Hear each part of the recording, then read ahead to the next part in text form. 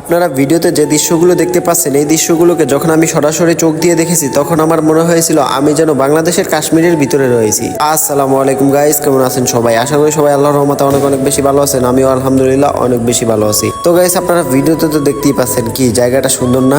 হ্যাঁ, জায়গাটা অনেক সুন্দর। এই জন্য বাংলাদেশের দ্বিতীয় কাশ্মীর ভাই।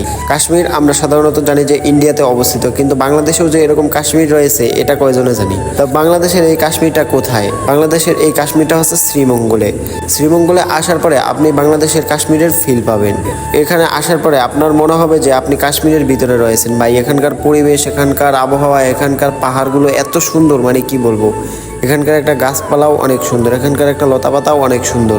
শ্রীমঙ্গল যে আসলে কতটা সুন্দর এটা আমি আপনাদেরকে ব্যাখ্যা দিতে পারবো না। আপনি যখন নিজ চোখে আসবেন এবং নিজ চোখে শ্রীমঙ্গলের সৌন্দর্য দেখবেন তখন বুঝতে পারবেন যে শ্রীমঙ্গল আসলে কতটা সুন্দর। তো আর দেরি কিসের, আজই চলে আসুন আপনার ফ্যামিলি নিয়ে অথবা বন্ধু বান্ধব নিয়ে শ্রীমঙ্গলের এই সৌন্দর্যকে উপভোগ করতে। তো এটাই ছিল আজকের মিনি ব্লগটা কেমন লেগেছে অবশ্যই কমেন্ট করে জানাবেন, আর ভালো লাগলে অবশ্যই লাইক আর সাবস্ক্রাইব করে দিবেন।